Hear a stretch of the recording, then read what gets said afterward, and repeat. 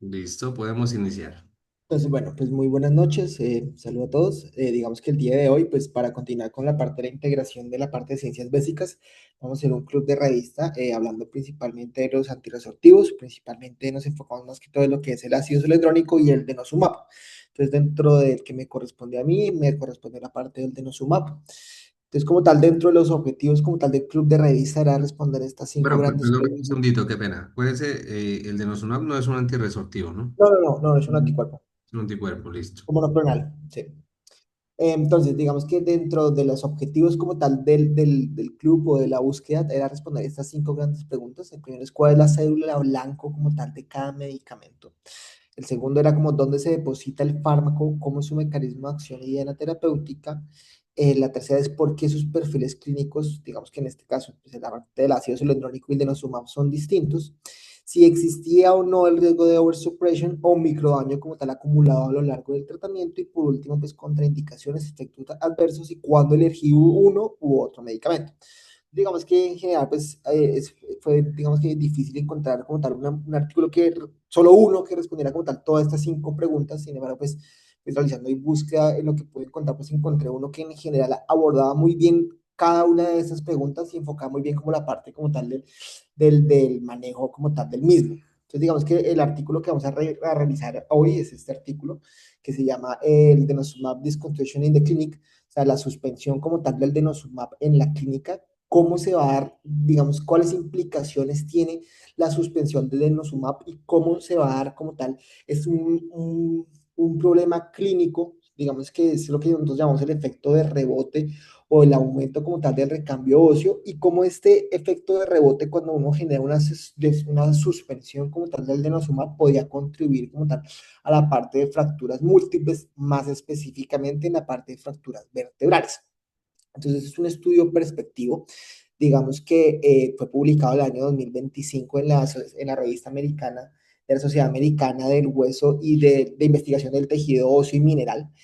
Y digamos que el objetivo principalmente o lo que realizaba este estudio era sintetizar como tal la evidencia existente tanto del uso como el cómo se puede dar o qué puede generar el efecto de rebote cuando uno genera la suspensión, las diferentes, digamos, hipótesis fisiopatológicas que podemos encontrar de por qué se da este mecanismo, y nos daban como una orientación, no nos daban como unos lineamientos fijos como dentro de la práctica clínica para poder generar la parte de la suspensión de este medicamento. Entonces, digamos que lo que genera usualmente es que la parte de la enfermedad osteoporótica o la osteoporosis en los adultos, pues lo que va a generar usualmente es una disminución como tal en la resistencia ósea, va a generar como tal una baja densidad ósea, y esto va a contribuir como tal a un mayor riesgo de fracturas. Entonces, digamos que dentro del manejo como tal de esta parte de la osteoporosis nosotros tenemos pues dos grandes grupos o medicamentos. Uno de ellos es la parte del denosumab, ya es el otro es el que ya nos va a hablar más adelante Ángela, que lo que se ha demostrado es que ellos van a generar como tal un aumento de la densidad ósea y van a disminuir este riesgo de fracturas. Digamos que cada uno va a tener un mecanismo de acción diferente que ya lo voy a tocar más adelante, pero usualmente la parte del denosumab lo que va a hacer es que va a disminuir la cantidad de los células maduras osteoclásticas. Esto lo que va a generar es una disminución como tal de la acción osteoclástica, y esto usualmente lo va a generar por medio de la inhibición del sistema RANK y RANK-L. Entonces, ¿qué es lo que pasa? Hay un inconveniente ahí con la parte del denosumab, y es que el denosumab usualmente, digamos que el, la funcionalidad o los resultados usualmente van a ser mientras yo tenga como tal el tratamiento activo. Usualmente cuando yo suspendo como tal la parte del tratamiento del denosumab por los diferentes motivos que ya vamos a ver más adelante, se puede generar lo que es un efecto rebote. O sea, ¿qué es lo que va a pasar? Que todos estos precursores generales osteoclásticos que se generaron durante el uso del denosumab, al inhibir como tal o al que desaparezca esta inhibición del sistema RANK y RANK-L, van a empezar a activarse, y lo que van a generar es que la línea osteoclástica va a predominar un montón, y toda esta parte de esta densidad mineral ósea que yo gané durante el tratamiento con el denosumab se va a perder en un periodo de tiempo muy rápido. Entonces, digamos que eso era de los principales retos que teníamos como tal del uso de este medicamento. Entonces, por eso me pareció como muy interesante y me pareció como importante traerlo a colación este artículo. Entonces, la importancia clínica, digamos que la osteoporosis va a afectar aproximadamente a más de 200 millones de personas en el mundo. como les dije previamente, pues el denosumab, en este caso, digamos que lo describía como antirresortivo, pero pues, como les dije previamente, es un anticuerpo monoclonal, pero pues sí va a tener como un efecto que va a disminuir como tal la resorción ósea, pero inhibido por el rank, pero por medio del rank L. Ya vamos a ver más adelante que la parte del, del ácido solendrónico es lo que va a funcionar es que se va a depositar en la parte de la matriz mineral ósea y va a actuar o va a disminuir como tal esta resorción ósea, pero como por depósito de la matriz mineral ósea. El denosumab directamente lo que genera es una inhibición o altera lo que es el sistema RANK y RANK L. Y su principal problema es que, digamos que a diferencia de los bifosfonatos, que usualmente los bifosfonatos sí tienen unos grados de concentración en la parte del tejido óseo, el denosumab no lo tiene. Quiere decir eso que yo suspendo mi dosis, usualmente la dosis recomendada es 60 miligramos cada 6 meses. Una vez pasan estos 6 meses, ¿por qué? Porque eso es la vida más o menos, eso es la vida media como tal del anticuerpo del denosumab, 6 meses. Una vez pasan estos 6 meses, se puede empezar a generar parte de los efectos de rebote. Entonces, el objetivo principal era mirar qué herramientas tengo yo para o decidir no suspender el manejo o qué medicamentos puedo dar para disminuir esta parte de efecto rebote una vez lo suspendo. Entonces, digamos que esta es una tabla que nos ofrecía la parte del artículo. Entonces, esta tabla lo que nos ofrece como tal es la evidencia que nosotros tenemos en los diferentes tipos poblacionales, en los diferentes pacientes o grupos poblacionales, qué evidencia tenemos, qué artículos tenemos, cómo son las características de cada uno de ellos y cuáles fueron las eficacias que cada uno evidenció. Entonces, digamos que aquí en el primero que ustedes ven, aquí en la primera línea, y tenemos los pacientes con mujeres con osteoporosis postmenopáusica. Ese es lo que nosotros llamamos el estudio Freedom, que fue publicado en el 2009, digamos que es como el pilar como tal del manejo del denosumab. ¿Por qué? Porque digamos que uno, el número de pacientes, fueron 7.868 pacientes, tuvo una duración aproximadamente de uso de denosumab de 3 años, seguimiento a 3 años, y los grupos de inclusión pues hablaban de las mujeres posmenopáusicas que tuvieran una edad entre 60 y 90 años, con con un BMD test score entre 2.5 y menos 0.4. Recuerdas que BMD es la densidad mineral ósea. ¿Y los resultados cuáles fueron? Entonces, los resultados comparados con placebo cuando usábamos denosumab, digamos que era que se presentaba un aumento de la densidad mineral ósea, lo medían en dos partes, en la parte de la columna lumbar y en la parte de la cadera total. Entonces, en la parte de la columna lumbar se generaba un aumento de 9.2% en la densidad mineral ósea, mientras que en la cadera se generaba un aumento del 6%. Uno, digamos, diría como no, pues son relativamente poquito el aumento, pero cuando mirábamos como tal el riesgo de fractura cuando usábamos denosumab, disminuía 68% el riesgo de fractura vertebral con el uso de denosumab, un 40% el riesgo de fractura de cadera y un 20% en fracturas no vertebrales. Entonces, digamos que por eso es que les digo que es como el pilar, porque tuvo muy buenos resultados, tuvo un grupo poblacional muy bueno y pues fue un estudio que fue de muy larga duración. Digamos que decían que la recopilación de datos fue más o menos desde el 2000 hasta el 2009, la recopilación de los datos y de estos pacientes, pero el seguimiento fue a 3 años. Esto también nos va a ayudar a ver como tal cuáles son las indicaciones o en qué pacientes yo sospecho o puedo usar la parte del denosumab. Entonces, digamos que tenemos otro estudio que ya habla sobre la parte más enfocada a la parte de los hombres, o sea, la parte de la osteoporosis en hombres. Si se dan cuenta, pues ya el grupo poblacional es mucho menor, igual que el seguimiento, o sea, ya eran 242 personas con una duración más o menos de un año. El grupo de inclusión era pacientes entre 30 y 85 años de edad, en los cuales pues teníamos una densidad mineral ósea entre -2 y -3 y -3.5. Y digamos que la parte de los resultados del mismo fue, digamos que se generaba como tal un aumento de la densidad mineral ósea de 4.8 en la parte de la columna lumbar, de 2.1 en la parte de la cadera total, y aquí lo que nos miraban era también la parte del cuello femoral, que es el FN, de 2.1%. Entonces, digamos que aquí lo que decían es que también se genera como tal un aumento en la parte de las osteoporosis en los hombres cuando usamos denosumab. Y pues tenemos como otros tipos de poblaciones, digamos que usualmente esto lo que nos va a ayudar es a la parte de la indicación, usualmente la parte de los medicamentos como el ácido cianotrónico, en la parte de las enfermedades renales no se pueden usar, entonces evidenciaban como tal que en pacientes con enfermedad renal crónica que es el tercer estudio que ustedes evidencian acá, una población aproximada de 3.750, duración de 7 a 10 años, inclusiones, pues, en mujeres posmenopáusicas entre los 60 y 90 años que tuvieran, pues, una enfermedad renal crónica estadio 2 o 3 y, pues, que tuvieran una densidad mineral, o sea, entre -2 y -4. Entonces, lo que evidenciaron en esta parte fue que había obviamente un incremento mucho más marcado comparado con el estudio Freedom. Hablaban de 14.9 hasta 23% de aumento de la densidad mineral ósea. En la parte de la cadera total hablaban del 6.2 y 9.8%, y cuando miramos la parte de la reducción de fracturas hablaban de 82% disminuían el riesgo de fracturas vertebrales y un 10 a un 25% en la parte de las fracturas no vertebrales. Y ya, digamos, como otros grupos poblacionales que nos podrían, digamos, interesar a nosotros, pues la parte de los pacientes con osteoporosis inducida por glucocorticoides, que es este cuarto estudio, la parte de las fracturas como de los pacientes con pérdida ósea por inhibidores de aromatasa, esto principalmente es en pacientes con cáncer de mama, y ya pues por último la parte de pacientes que tenían como tal una osteoporosis secundaria a una deprivación androgénica, usualmente son pacientes masculinos con cáncer de próstata. Entonces, digamos que lo que en general podemos evidenciar en esta charla es la seguridad en general mientras se usa del denosumab, que podemos usarlo en grupos poblacionales que previamente, digamos que con el ácido hialurónico no podríamos usarlos, y pues las importantes, digamos que tasas de disminución de las fracturas en secundario pues a los osteoporosis en estos pacientes, ¿sí? Entonces, ¿cuál fue la problemática, digamos, o con lo que se generó? Es que usualmente con todo este aumento del uso del denosumab en general a nivel global, digamos que se empezaron a generar varias preguntas complejas. Una de ellas fue cómo y cuándo podemos suspender el denosumab de forma segura. Digamos que cuál es la seguridad del uso a largo plazo del mismo.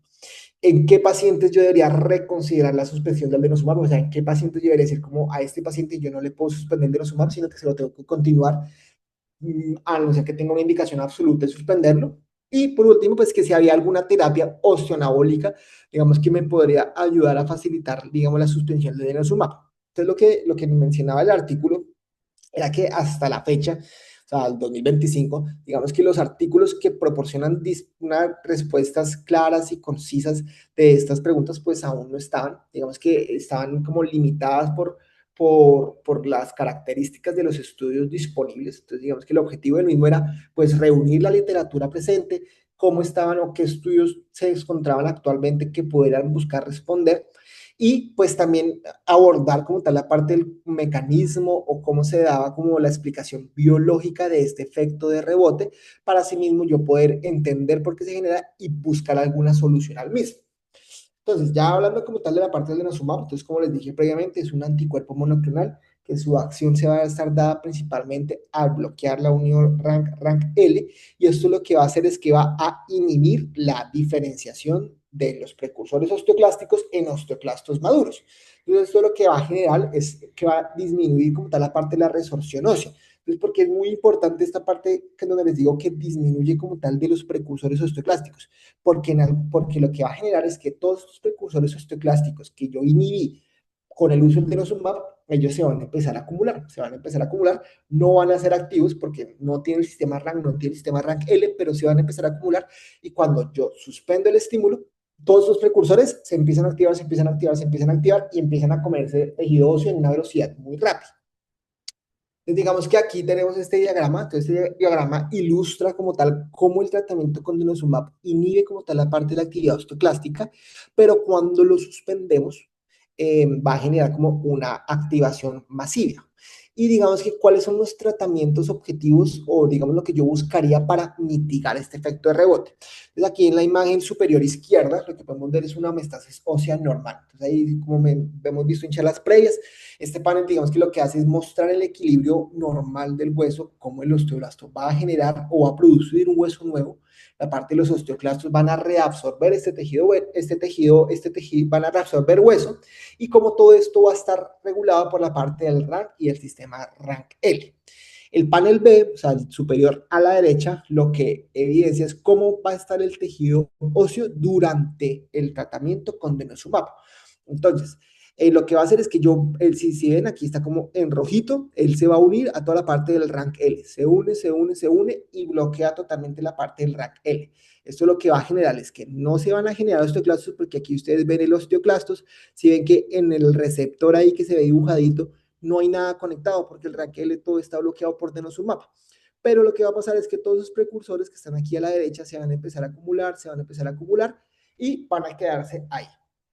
Ya el panel C, ¿qué va a pasar? Se acabó el estímulo o el bloqueo del denosumab, entonces sí se dan cuenta que los puntos azules son el rank L, ya no está el denosumab ahí, entonces lo que va a empezar es que todo eso de rank L que estaba ahí se va a empezar a ir a los precursores osteoclásticos que estaban acumulados ahí, y lo que va a generarse es que se va a generar una cascada de actividad osteoclástica que se va a comer todo el hueso y que en condiciones normales pues debería haber un balance entre osteoblasto y osteoclasto, pero como son muchos osteoclastos, los osteoblastos no pueden, pues no sé, dar pie con bola, no pueden llevarles el ritmo, entonces se va a generar como una pérdida, incluso hablaban de que podían disminuir como tal los niveles de la densidad mineral ósea con respecto al inicio del tratamiento.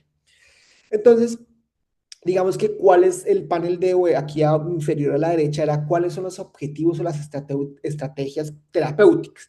Entonces hablaban principalmente dos, la parte de los, bueno, tres, perdón, la parte de los bifosfonatos. Entonces la parte de los bifosfonatos lo que van a hacer es que van a inhibir como tal la parte de los osteoclastos activos, eh, reduciendo como tal la parte de la resorción. Entonces ellos lo que van a hacer es que son muy afín a la parte de la matriz ósea, se van a acomodar ahí en la matriz ósea y van a inhibir como tal la actividad osteoclástica. El segundo es la parte del romosozumab, que va a actuar como tal sobre la parte de la esclerostina, va a aumentar como tal la parte de la formación ósea, eh, y también va a tener una acción no tan clara en la parte de la reducción de la acción de los osteoclastos. Y la última es reiniciar el denosumab. Esas son las tres opciones que en su momento o actualmente se pueden considerar para tratar de disminuir como tal toda esta parte del efecto rebote. Entonces, las interrupciones del manejo en general hablan de que es un medicamento que es muy seguro, que usualmente tiene una eficacia muy buena a largo plazo, pero que en algunos casos hay momentos o que uno requiere suspender. Entonces, digamos que hablaban uno de alcanzar objetivos terapéuticos. Digamos que ese pues era un tema también pues muy tocado, muy extenso, pero pues digamos que eso nos tocaría revisarlo en otra parte, como cuáles son los objetivos terapéuticos o en qué momento yo debo suspender eh, la parte del uso del denosumab. Los segundos eventos adversos principalmente va a estar dado por la parte de la hipocalcemia. El tercero son interrupciones voluntarias. A pesar de que el denosumab es cada 6 meses, digamos que hablaban de que habían interrupciones voluntarias o involuntarias. Involuntarias solamente hablaban del sistema de salud, muchas veces como es un medicamento de alto costo, decían que era a veces muy difícil como tal el asegurar que el paciente tuviera acceso siempre a este medicamento. Y interrupciones voluntarias decía que era como por creencias de la gente pues erróneas sobre la parte del medicamento, entonces decidían voluntariamente suspenderlos. Y pues digamos que esto lo que nos llevaba era pues a diferencias considerables con la parte de los bifosfonatos, como ya les he mencionado previamente, la parte de los bifosfonatos pues ellos tienen una retención esquelética prolongada, entonces uno no generan efecto rebote. Eh, y pues son usualmente nuestra herramienta de manejo cuando nosotros decidimos suspender como tal la parte del denosumab, se usan bifosfonatos. Pero el inconveniente o el problemática actual es que usualmente cuando uno usa denosumab muchas veces es porque tiene alguna contraindicación para el uso de bifosfonatos. Entonces, en esos casos decía como es muy complicado manejarlos, o en esos casos uno debe buscar mantener el denosumab por la mayor cantidad de tiempo posible. Entonces, aquí esta gráfica que nos muestra lo que nos evidencia es, tenemos la línea verde, que es el marcador de resorción ósea, tenemos la línea azul, que es pues la densidad mineral ósea, y tenemos la línea roja, como tal, que es el riesgo de fractura, ellos pues hablaban en este artículo vertebral. Entonces, si ustedes se dan cuenta, miren cómo tenemos aquí al inicio inferior izquierdo, se inicia como tal el uso del denosumab. Durante el uso del denosumab, lo que va a generar es que progresivamente esta densidad mineral ósea va a ir aumentando, usualmente va a tener un pico en la pendiente, pero usualmente después se va a mantener constante, como pueden ver. La parte del riesgo de fractura vertebral va a ir disminuyendo durante el uso del denosumab. Esto es secundario al aumento de la densidad mineral ósea, y como el marcador de la resorción ósea casi, pues, o sea, va a disminuir rápidamente y se va a mantener a niveles muy inferiores. Entonces esto evidencia por qué es tan bueno. Entonces, ¿qué va a pasar? Yo voy a suspender el denosumab. Se suspende por los motivos previamente descritos. ¿Qué va a pasar? Si se dan cuenta, las curvas de las pendientes son supremamente altas. Usualmente hablan de que eso puede pasar a los 6 meses de que yo suspendo el tratamiento. ¿Por qué? Pues por, como les mencioné previamente, por la vida media del medicamento. Entonces lo que vamos a tener es una pendiente totalmente automática, que lo que va a pasar es que va a aumentar como tal la parte del riesgo como tal de fractura vertebral, va a aumentar un pico grandísimo en la parte de la actividad de la resorción ósea y como la densidad mineral ósea va a bajar también abruptamente. Entonces, si se dan cuenta, miren cómo al inicio del tratamiento teníamos niveles eh, de, de, de, de, de resorción ósea aceptables y miren cómo en la fase de rebote llegan a un pico altísimo, al igual que la parte de las riesgos como tal de fracturas vertebrales. Entonces, en cuanto a la parte de los factores de riesgo, como tal, para yo tener como tal un efecto de rebote posterior a suspender el uso del denosumab, digamos que el artículo no lo dividían en tres momentos, ¿sí? Factores que yo tengo antes de iniciar el tratamiento, durante el tratamiento y después del tratamiento. Entonces, todo esto es muy importante porque lo que nos va a ayudar es a que cuando yo piense en iniciar, pues solamente nosotros no somos los que iniciamos el manejo con denosumab, pero sí tener en cuenta cuando alguien me inicia el manejo, como cuáles factores de riesgo tengo para yo pensar que cuando lo suspenda, el paciente va a tener un efecto rebote. Entonces, de los manejos como tal, antes del inicial de Sumap, hablamos principalmente que tuviera fracturas vertebrales previas, que no haya recibido manejo con bifosfonatos previamente. ¿Por qué? Pues porque como ellos se almacenan, ellos van a ser como un factor protector para la fase del rebote, que sea una edad más joven. Más joven, ¿por qué? Porque entre más joven sea el paciente, yo tengo una mayor capacidad de remodelado de óseo. Entonces, cuando se suspende el medicamento, el rebote es mucho más intenso que en los otros pacientes. En cuanto a la parte de factores de riesgo durante el tratamiento, lo mismo, fracturas vertebrales previas o otras fracturas por fragilidad, tratamientos muy prolongados, mayor a 2 a 3 años, o una mayor ganancia mineral, densidad ósea durante el tratamiento. Entonces, si yo aumenté abruptamente esto lo que me va a hacer es que me va a aumentar el efecto rebote porque el sistema automáticamente va a intentar, va a intentar volver a como tal a su equilibrio previo. Y en cuanto a la parte de los factores de riesgos después del manejo, hablamos principalmente no iniciar bisfosfonatos, o sea, yo suspender sin hacer el uso o la transición de bisfosfonatos, eh, que pase un mayor tiempo sin tratamiento, o sea, que inicie bisfosfonatos, pero le suspenda y le inicie bisfosfonatos a los 8 meses desde que lo suspendí, que tenga una mayor pérdida de densidad mineral ósea en la cadera específicamente y que tenga un marcador de actividad de la resolución ósea muy alta. Entonces, en cuanto a las estrategias de limitación, pues hablaban que tenemos estudios que hablaban sobre mediano a largo plazo, que hablaban de más de 3 años, y otros estudios que hablaban de menos de 3 años. Entonces, digamos que tenemos numerosos estudios. En general, lo que, en gran resumen, como esta tabla, como para no demorarme mucho en ella, es que en general la parte la uso, digamos que lo que más se ha estudiado como tal es el uso de ácido soledrónico a los 6 meses desde la última dosis de denosumab, y que esto como tal nos ayudaba a mantener la densidad mineral ósea cuando la exposición a denosumab fue igual o menor a 3 años. En exposiciones largas a denosumab, que quiere decir más de 3 años, digamos que ya aún que yo lo inicie la parte de ácido solendrólico, aún así hay un mayor riesgo, sobre todo en la parte de columna lumbar, de generar fracturas a este mismo nivel. Entonces, en cuanto a las implicaciones clínicas del mismo, pues lo primero es, uno, no suspender el denosumab sin un plan posterior a ello.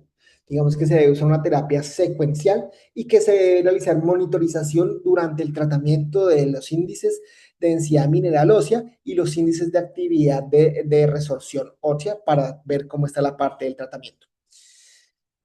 Entonces aquí tenemos como un gráfico que lo que nos ayuda como tal es a ver como tal cómo va a funcionar la parte del uso del ácido solendrónico según en el momento en que yo lo inicie. Entonces, ¿qué es lo que va a pasar?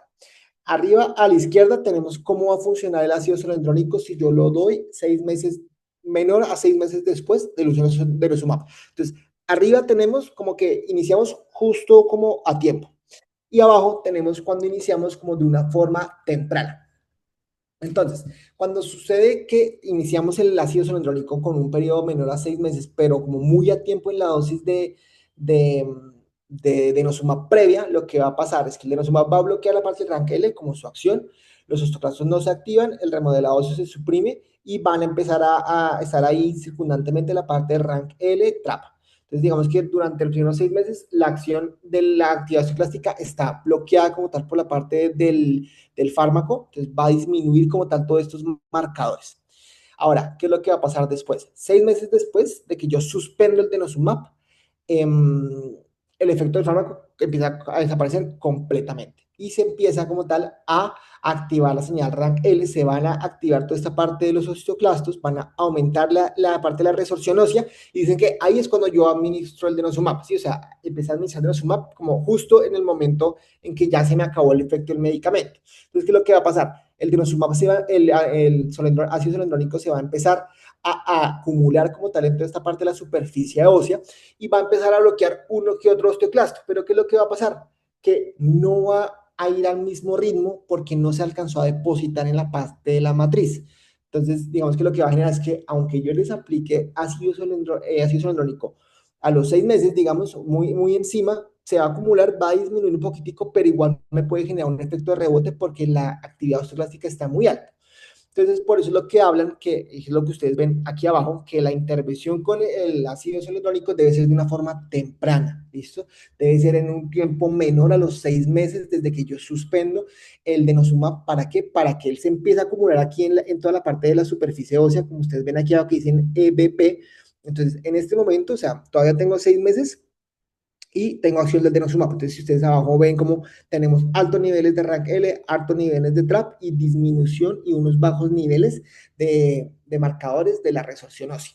Y cuando van a pasar los 6 meses después del denosumab, vean cómo se va a mantener estos niveles de TRAP y de resorción ósea. ¿Por qué? Porque se alcanzó a acumular toda la parte del ácido solendrónico en la superficie ósea. Entonces, así se activen toda la parte de los osteoclastos que estaban ahí acumulados, pues van a estar inhibidos por la parte del ácido solendrónico. Y ya, pues este es como contar un algoritmo, como tal, que nos daban para decir cómo se debería hacer el manejo, la iniciación. Entonces, lo primer cuadro azul que ustedes ven ahí es como tal, inicio del tratamiento. Entonces, ¿cómo se debe iniciar el tratamiento? Uno, selección adecuada del paciente. Entonces, pacientes, uno, que no toleran bifosfonatos, pacientes con fracturas vertebrales previas y osteoporosis con altos riesgos de fractura. Dos, se le debe explicar al paciente el riesgo de rebote. El paciente tiene que saber por qué puede generarse después del mismo. Y pues después de eso, lo que uno debe buscar es la monitorización del tratamiento. Entonces, uno, evaluar riesgo-beneficio. Dos, evaluar la parte de efectos adversos y mirar toda la parte de la densidad mineral ósea y la parte de los marcadores de resorción ósea. Y en algunos casos, digamos que si siguen ahí a la derecha, en el cuadro verde lo que hablan es continuar la terapia, continuar la terapia, continuar la terapia. Pero en algunos casos en los cuales yo digo, uy, tal vez tengo que generar como suspender el manejo. Entonces, digamos, lo que uno debe evaluar en este momento es ver cuál es el riesgo de rebote si yo suspendo el manejo. Entonces, digamos que cuáles son consideraciones cuando dicen como usted no debe suspender el manejo. Uno, fracturas vertebrales previas. Que el paciente lleve más de 5 años con el manejo con denosumab. Que tenga un riesgo de fractura muy alta, que yo no le pueda dar al paciente bifosfonatos o que tenga unas grandes ganancias de densidad mineral ósea con el denosumab.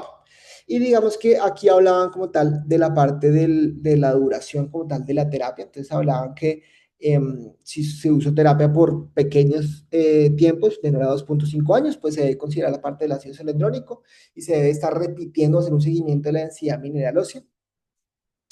Si son un periodo de tiempo como moderado, de 2.5 a 5 años, pues se debe aquí evaluar con mucha precaución, se deben hacer seguimientos de densidad mineral ósea cada 6 meses y se deben estar haciendo el uso o el manejo del ácido solendrólico y tal vez digamos que estar repitiendo estas dosis según cómo se vayan mirando estos niveles de densidad mineral ósea. Y ya en pacientes que lleven más de 5 años, lo idealmente o lo principal es uno tratar de no suspender este manejo, porque el riesgo de rebote va a ser muy alto y pues digamos que toda la terapia que uno pudo haber ganado, toda la ganancia o los resultados se pueden perder. Entonces, ya por último, como para llevar a casa, pues digamos que el denosumab es un antirresortivo muy eficaz, pero su suspensión puede causar rebote del remodelado óseo. Digamos que el rebote produce un aumento del recambio óseo y una rápida pérdida de la densidad mineral ósea y un mayor riesgo de fracturas vertebrales. Digamos que la terapia secuencial con alendronato o ácido alendrónico puede reducir la pérdida ósea tras tratamientos cortos, tras tratamientos largos no hay mucha evidencia, y pues que en tratamientos prolongados las estrategias actuales no siempre previenen el rebote ni las fracturas. Entonces eso, pues a pesar de que el artículo trató de recoger como la literatura actual, pues la conclusión en general es que todavía no disponemos como tal con la literatura suficiente como para poder asegurar el tiempo seguro del uso del denosumab y su suspensión usualmente en periodos mayores a 5 años. Entonces, que se necesitan como más estudios para evaluar toda esta parte. Y ya. Bueno, muy bien, Juan. Excelente revisión. Muy bueno su artículo, la forma como lo explicaste. Creo que nos dejó una información muy válida y muy clara. Entonces, para complementarles, ¿qué les puedo decir? El denosumab se empezó a hablar a partir del estudio pivotal. El estudio pivotal significa un estudio de fase 3, ¿sí? El gold estándar pues, de los estudios para sacar ya definitivamente un fármaco. Y fue el estudio Freedom, que se publicó en el New England Journal of Medicine en el año 2009, ¿sí? Que básicamente lo que hicieron fue seguir una serie de pacientes, mujeres posmenopáusicas que tenían diagnóstico de osteoporosis y que las sometieron a manejo con denosumab a 60 miligramos subcutáneo cada 6 meses. ¿Y que encontraron en este estudio? Que fue como el pionero o el estudio más importante para empezar a hablar de este medicamento, fue que al hacerle seguimiento a 3 años, se disminuyó la fractura vertebral en un 68%, la fractura de cadera en un 40% y la fractura no vertebral en un 20%, ¿sí? Hicieron un seguimiento a 10 años y vieron que a largo tiempo hubo un aumento progresivo de la densidad mineral ósea y hubo una buena seguridad a largo plazo. Sin embargo, como usted muy bien lo mencionó, se debe tener mucho cuidado al momento de realizar la suspensión de este medicamento sin un criterio valedero y pues sin tener en cuenta los plazos que mencionó de manera muy adecuada. Entonces, no, muy bien, muy buena charla, muy chévere como supiste explicar las imágenes. Creo que fue un artículo que nos dio una información muy clara y que fue muy bien explicado. Felicitaciones, muy bien. Gracias, profe. Y ya coloco el de Ángel. Listo.